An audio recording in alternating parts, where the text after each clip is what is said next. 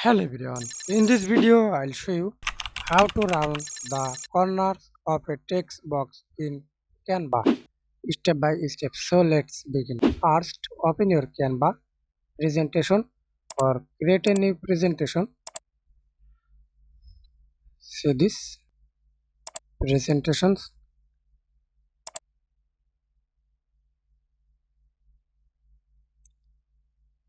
insert tools, shapes, use rounded, increase or decrease to the size, round corner rounding sides for click other side, then double click again, type anything,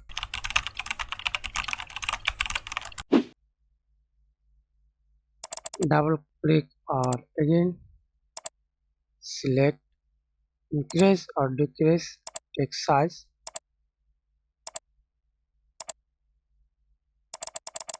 or use custom size,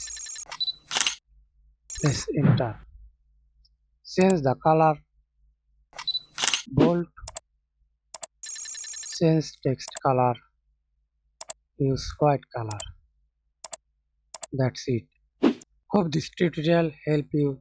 Thanks for watching. Don't forget to like and subscribe.